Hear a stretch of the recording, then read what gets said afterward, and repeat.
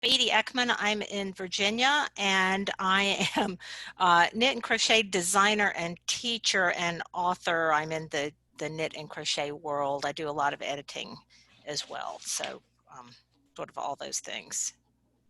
Okay. You said Virginia. Mm-hmm. Next, I have Terry Martin.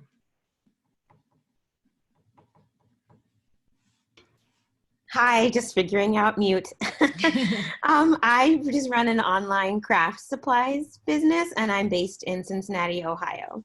And what kind of supplies, Terry? Are they more fabric, fiber? What kind of supplies?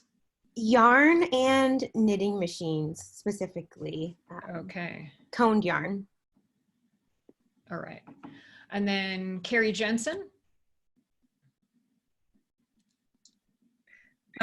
Yes, I own a yarn and needle art supply store in Great Falls, Montana.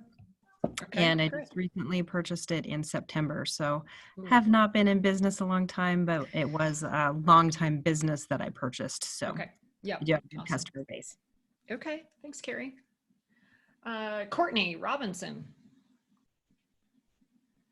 Hi, my name is Courtney, and I am based out of Harrisburg, Pennsylvania, and I am the owner of Rita Mae Yarns, and we're a yarn dyer, and we also have a storefront in York, Pennsylvania. And for the yarn dyeing side of your business, is that a B2B model, or are you selling direct to consumer? Direct to consumer. Okay. Do you also sell B2B? Yes. Mm-hmm. Okay. All right, thanks, Courtney. Tammy.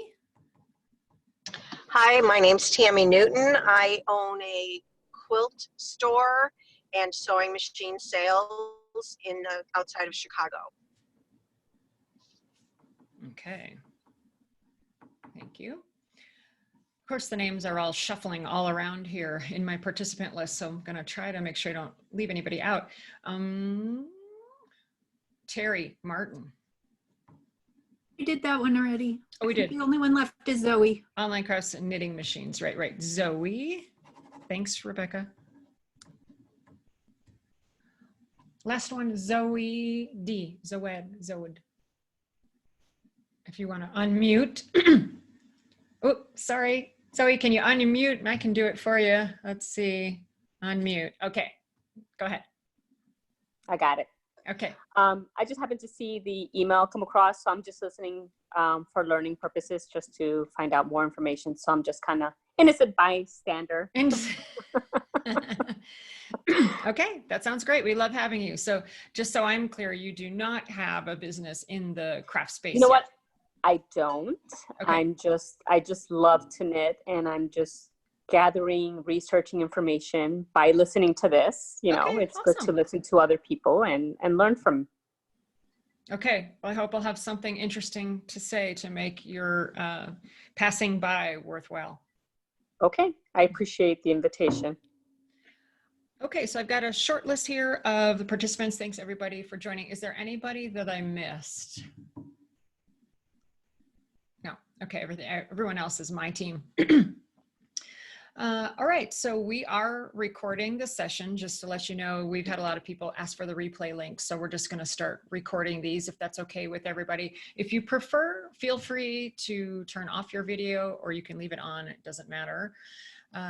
We'll probably talk for about 10 minutes or so. I try to just bring up a topic for discussion for the purposes of generating a discussion and being able to answer your questions and apply some of this content to your specific businesses. So I'll open it up and we'll unmute folks and make sure we get those questions answered.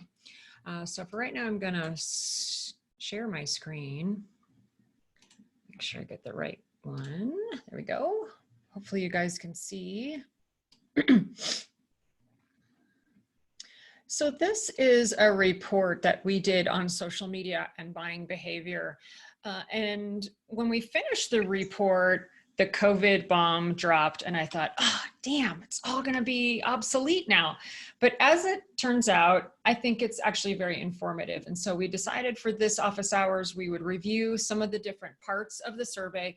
And then I'll share with you why I think it's going to be great that we did this before and after, because I think we're going to do this again and we'll have some great insights that we can reflect on pre and post COVID.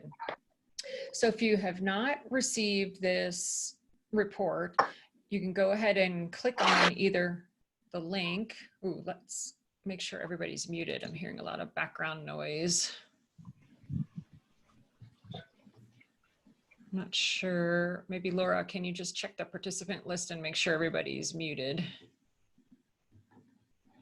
All right, so if you do not have a copy of the report, you can click on it either in the email that you received, or I'll have Laura pop that into the chat session, and you can click on that and download it so that you can have it for future reference.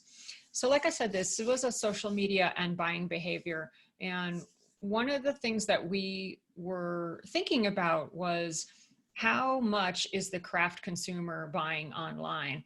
And of course, we're a marketing agency that helps clients improve their presence or create a presence. And so our hypothesis was that people were, my hypothesis personally, I can't speak for my whole team, was that a lot of people are buying online, but that clients and businesses weren't really there. They weren't online. They weren't offering the products online. Well, as it turns out, the data was a little bit different. And so we'll go through some of that with you, and then I'll draw some conclusions for kind of post-COVID. So part one, we just always talk about what we did for methodology. We had 207 respondents, and this survey went out on Ravelry, which is a predominantly fiber-oriented platform, Instagram, you know, and Facebook. And then we used the Google form to fill that out. We had 10 questions, and, you know, we feel like it's a small sample size, but, you know, we only need N30 to be statistically significant. So hopefully these will provide, you know, a bell curve of results, and we can draw some conclusions from that. So the first section that I want to share with you is this main question: how likely are you to shop for craft supplies where are you more likely to shop for craft supplies? And I hope that you guys can see it. I apologize if the numbers here are real small, but the blue section down at the bottom here is more likely to shop online, which is what I expected. And then 37% more likely to visit a local store. And then the yellow section here, 11% more likely to shop at festivals or events. So I guess I kind of thought there would be a little bit more in the online section, but it becomes interesting when I show you some data a little bit further below.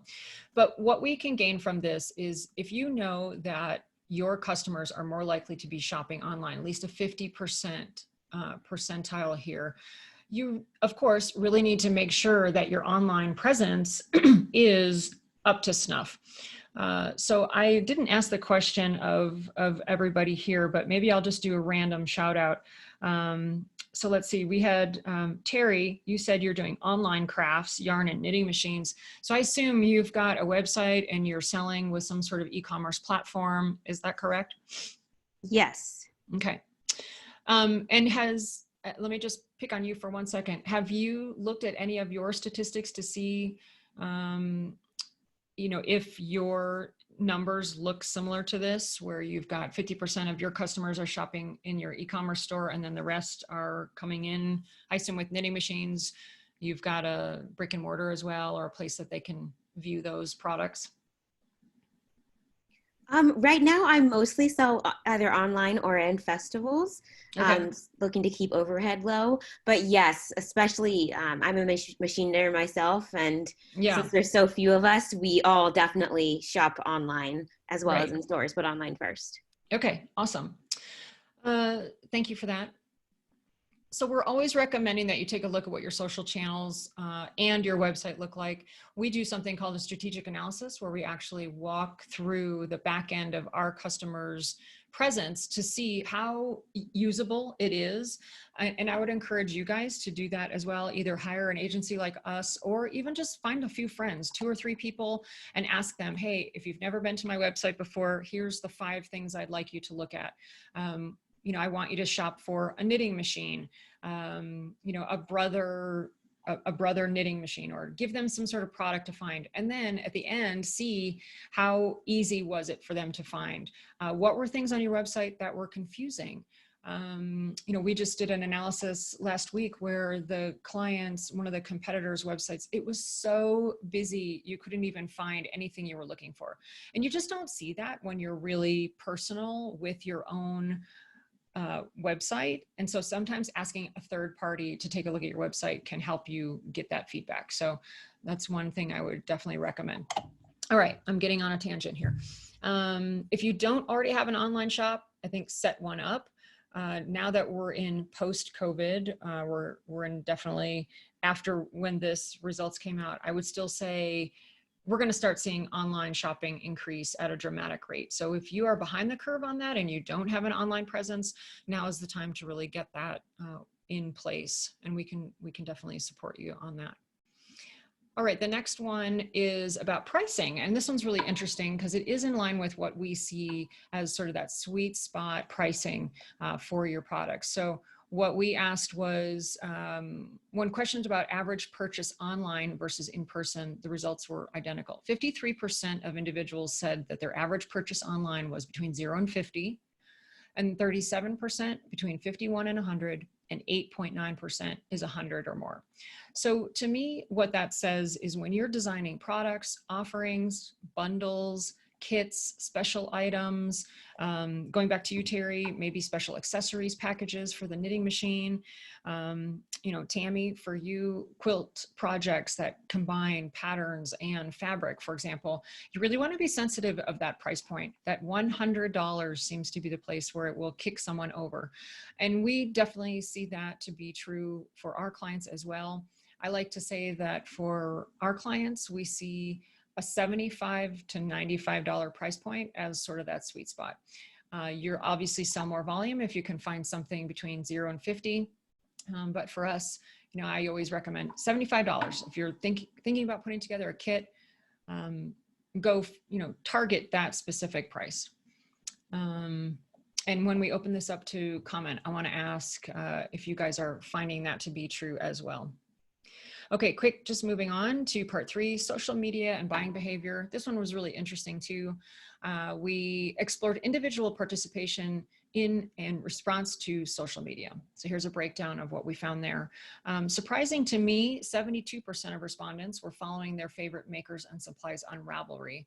Of course, the survey went out on Ravelry, so that created a bias, because Ravelry is predominantly a fiber platform for yarn enthusiasts. So take that with a grain of salt. But what I love to see there is, I feel like Ravelry is a low-hanging fruit for a lot of people, especially those like Terry, Courtney, Carrie. If you're in the needle arts or you're selling fiber of any sort, you really should have a presence on Ravelry. They don't necessarily buy on Ravelry. So we get a lot of feedback from clients sometimes that say, you know, I'm in the yarn shop listings and I'm not converting. I'm not getting any sales from that. And what I say back to them is, well, you know, we do know, and this survey supports the evidence, that people will go to Ravelry first to shop for either a maker, a brand, a specific yarn. And so you really should have a brand presence on Ravelry. And I encourage clients to stop thinking about Ravelry as a place to convert. Rather, think about Ravelry as a place to brand your business.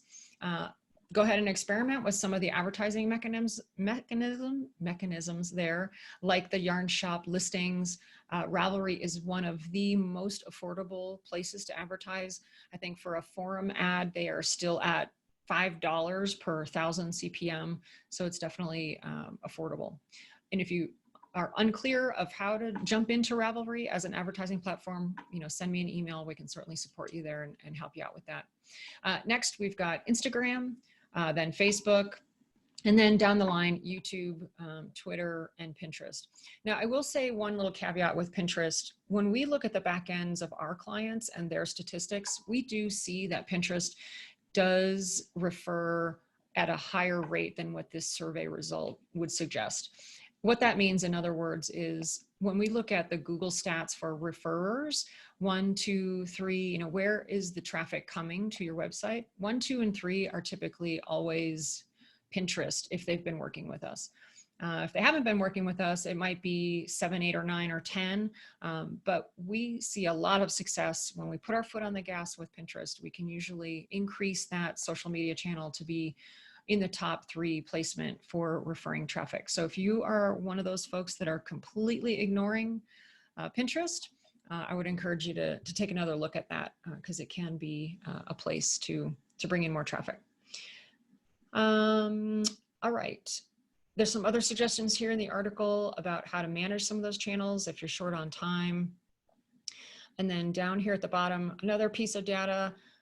This one we asked, have you ever made a purchase directly from social media? And this one blew me away because 127 respondents, almost 70% said, I have never purchased anything via social media. And you could argue that social media definitely is a place where branding is king. Again, people might want to research about you, your company, your products, and your brand, and then they'll come to your website to make a purchase.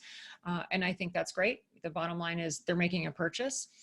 But I do feel like post-COVID, we're going to start seeing a lot more people comfortable being in an online environment and making a purchase where they are. So I'm really curious to see how this data is going to change over time, because I think we'll start to see people are going to start purchasing in social media. And just to clarify what that means is if you're in a Facebook feed post, for example, and you see a product, that you can actually make a purchase in the app, or all the channels really have a way to do that. So that's what we're referring to. And then down here, how likely are you to make a purchase through social media in the future, providing it's the right product for you? So we tried to kind of tweak the question just a little bit, and with still 41% saying they were highly unlikely to purchase. Again, I think this is going to really shift when the brick and mortar store becomes less attractive unless we get a vaccine or something changes with COVID.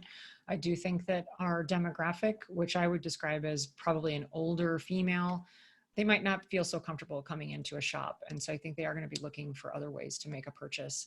But here we saw a little bit blue, highly likely, 11%, 22% moderately likely. So, if you just look at those 2 pieces of pie, again, I think you should be capitalizing on that with an awesome website and robust social media channels.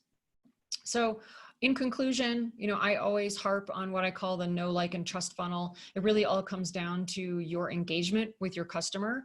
And the bottom line is if they know you and they like you and they trust you, then they're going to buy from you. And we hope here at the agency that we provide you a lot of tools and content and education to help you provide that engagement to your customer at each place along the funnel. And I will say we're working on a new blog post. I'm not exactly sure when it's coming out, but we've amended this spectrum just a little bit and added in a couple more steps. So keep your eyes out for modification of that know, like, and trust funnel. But again, that's really... Oh, it's coming out tomorrow. Okay, great. Thanks, Laura. That really is the bottom line. If you can keep top of your mind what content you're putting out there for your customers at every place along this know, like, and trust funnel, I think you'll find success with your marketing. So, okay, I feel like I've chatted for just enough, and we'll open it up for questions. And if there's no questions, I'll ask you guys some questions. But I guess maybe I'll just do throw out an opening question and say, have you guys made any changes to your social channels and or your website post-COVID? That would be my question. And I guess if you've got a question or a comment, you can just unmute yourself and we'll wrangle you back in if everyone's talking at once. But usually this is self-regulation works pretty well. This is Tammy from Thimbles in Chicago. We have really, we wanted to have an online presence, but we were never successful, even though we had a couple of items on there. And this has really forced us to put our items on Facebook and really, I'm not on Facebook, I'm sorry, on the website. And we're seeing quite a bit of online sales and actually a couple of sewing machine sales as well. But everybody's trying to get a sewing machine to make a mask right now. So Yeah. that's not saying much, but I'm impressed. This seems to be, we're using this as like an introduction to our website. People are now aware that we have things there. So I think they'll be more likely to use it in the future.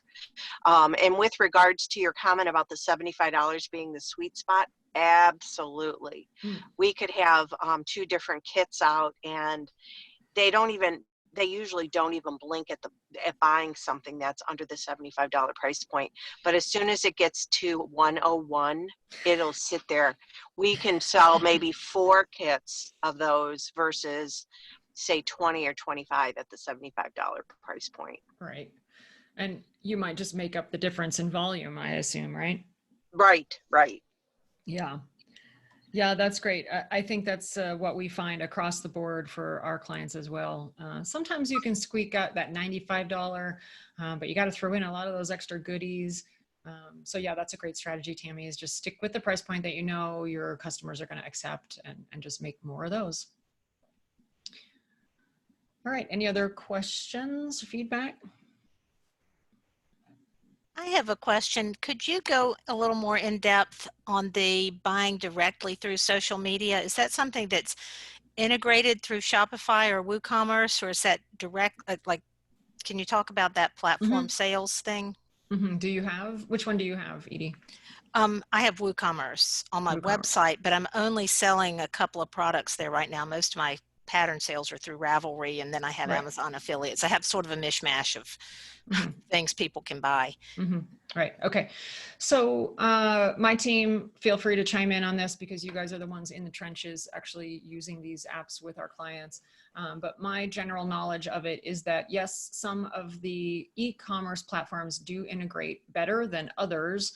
You mentioned Shopify, which is one of the ones that does have a lot of really great integrations that you can use with some of the social channels. But there are also some third-party apps.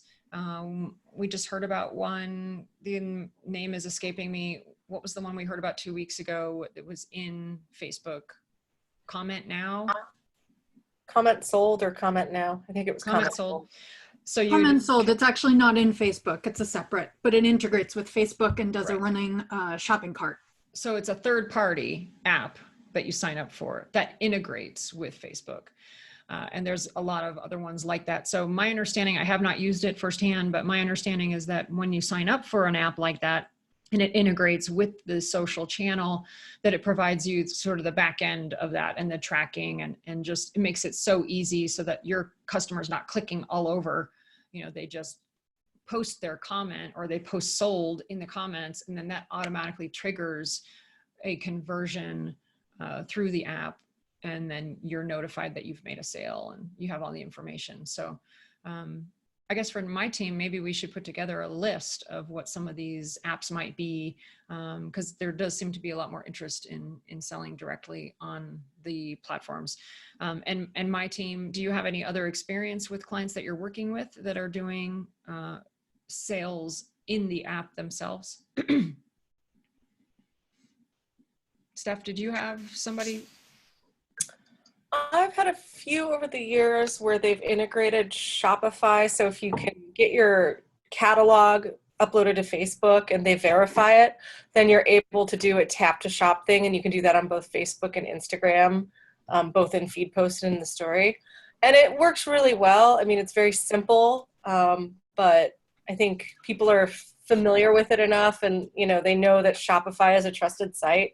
Sometimes I wonder if people are a little bit leery of a third-party app because there's so many things out there and so many ways that hackers can co-opt them. So that is one thing to also keep in mind. Also, it's easier for you if you don't have to manage a million things. So probably check with your shopping cart to see what they can offer and start there. Looks like, oh, sorry. I was going to say, Edie, I will look to see if there's an article out there or somebody that I know that's already compiled list of social media purchase options for you, and see if I can email that over. It's not something that I know that I want to do, but I'd like to know about it. Yeah, okay.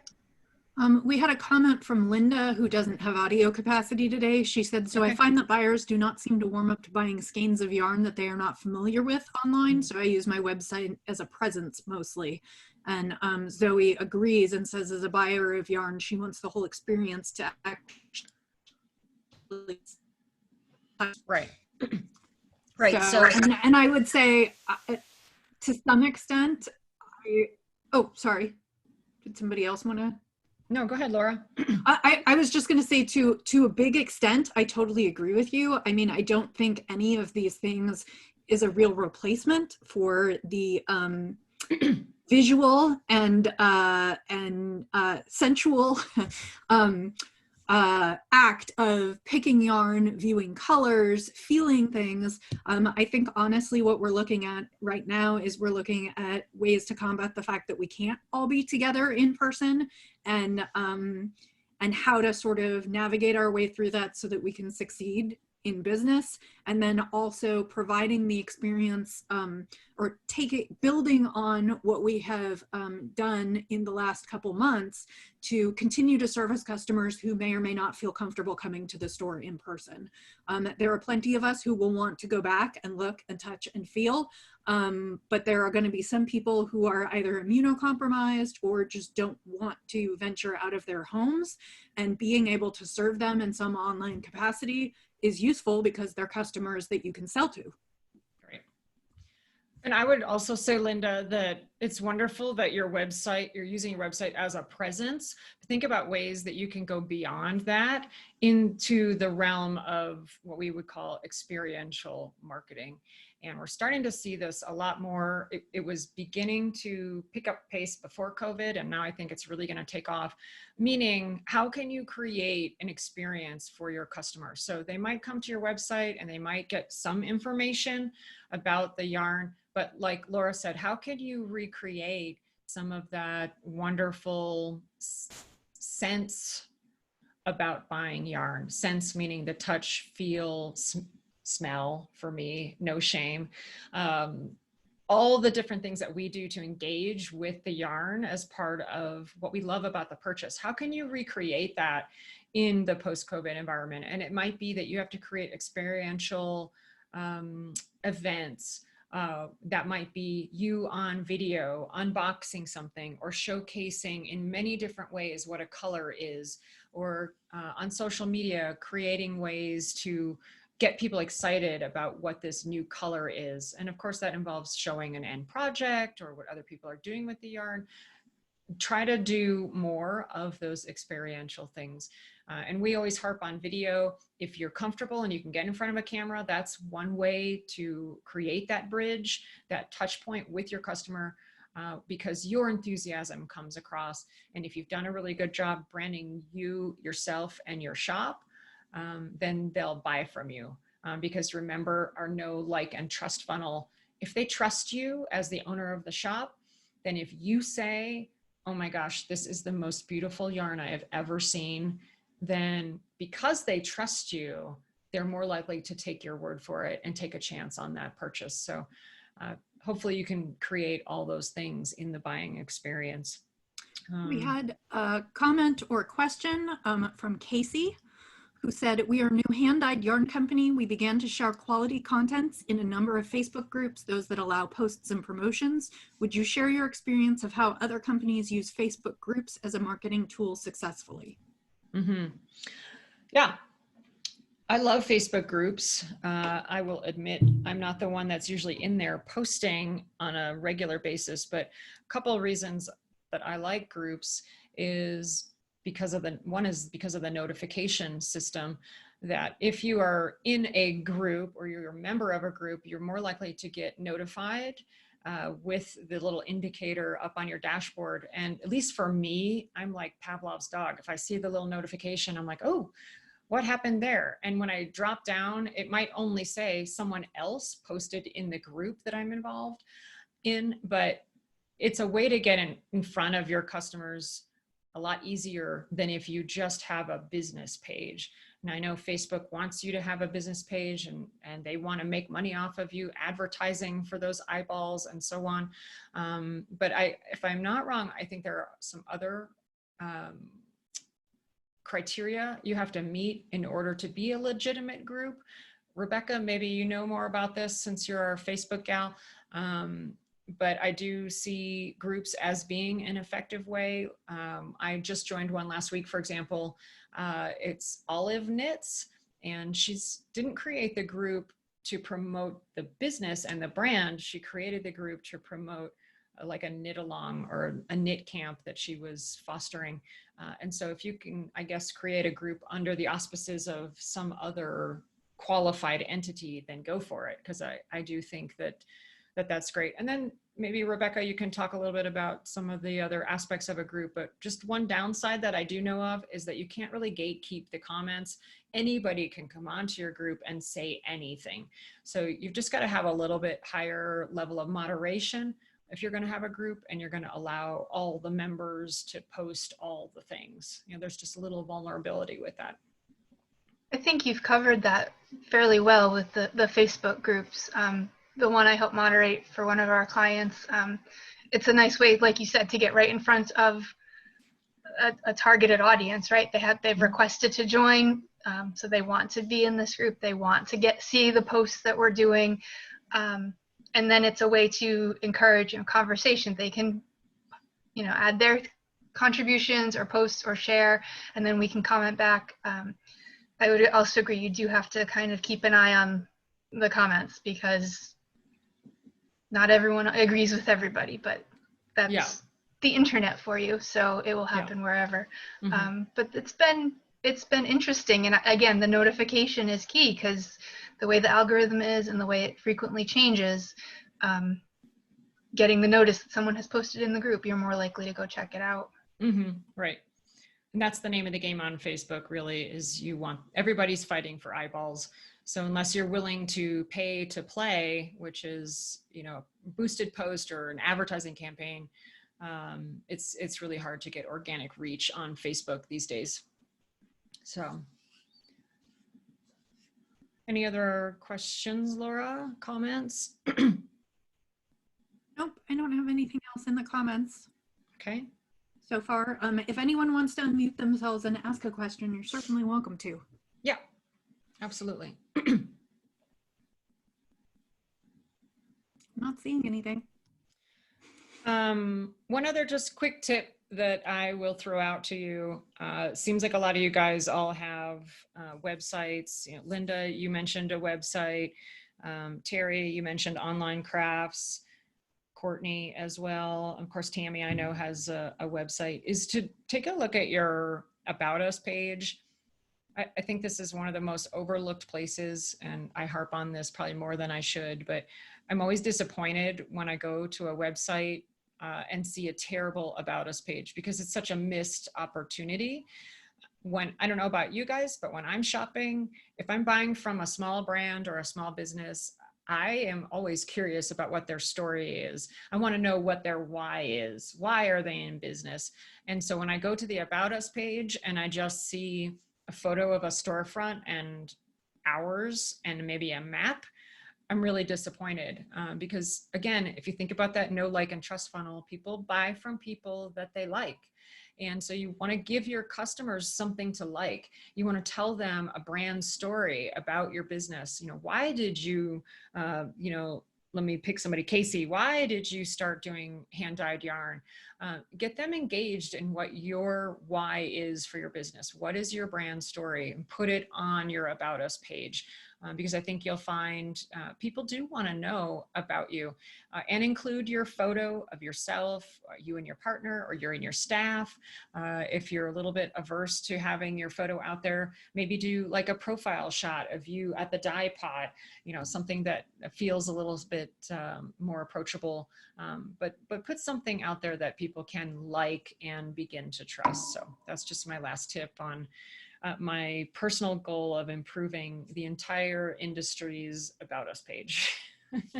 That's my personal goal. So, all right. Leanne, I thought of another question. Sorry, can I ask a second question?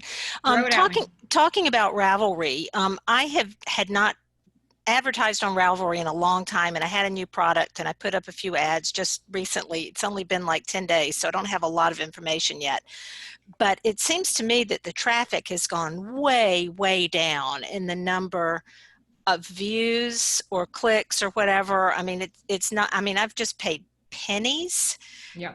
And have been very disappointed at the number of eyes on the ad. Is that a trend that you've seen with Ravelry? Are people putting their pictures on Instagram, spending more time on Instagram or other places and not so much on Ravelry anymore? I would not say that I've seen a trend of lower numbers. Again, if my team has had that experience, feel free to unmute and chime in. I mean, I do think other social media channels are growing, like Instagram has been growing at a faster clip than Ravelry. But I have not noticed an overall decrease in eyeballs on ads. I guess I would ask you, Edie, do you have something to compare to? Like, is this new 10-day-old ad the same groups, the same kind of ad? It's been so long since I advertised on any of these groups that I can't really compare it to anything. Right. And I've got I forget, there's the group ads and then there's the forum ads or whatever. Right. And I did the cheaper one for part of May, and I'm doing the big 6, I guess, or whatever, right, in June. So I'll see what those numbers are like too, when it's different boards. Sure. Yeah, I mean, I would say do A/B testing on some of those ads. We always run a group forum ad and we pick 25 or 30 different groups to advertise in because, you know, our service is a little more niche than what you're offering. So I would probably just do A/B testing in both the groups where you're selecting on your own and the big 6. And just keep in mind, it is pennies on the dollar, which is why I think everybody should at least have a brand ad on Ravelry. If nothing else, it shows that you do have a professional presence, that you're aware of being in the industry, that you know who your audience is. I think it does lend a little bit to that know, like, and trust funnel. If someone's seen your ad before on Ravelry, they're more likely to trust that you're like a real business. And I mean, just think for every reason everybody in the fiber industry ought to be on Ravelry with some sort of simple brand ad, if nothing else, the group forums. Thank you. Yeah, sure.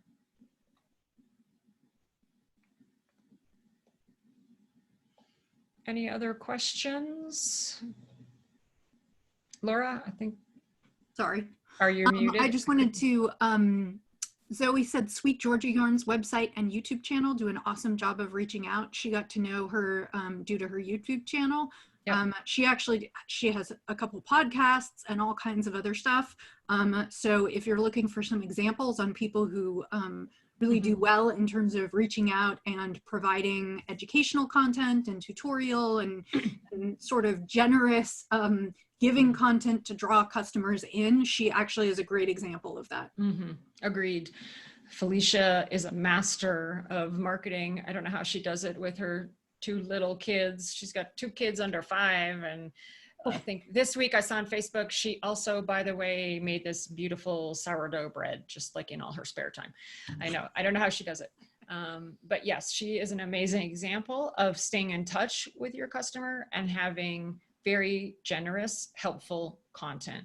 I think if you can be the person that solves a problem for your customer, then you're going to really soar high in that know, like, and trust funnel that we talked about. And this is a time post-COVID, I call it sort of phase 2, moving into phase 3. This is the time that you should be the most helpful and thinking about your customer avatar and how you can help solve their problems.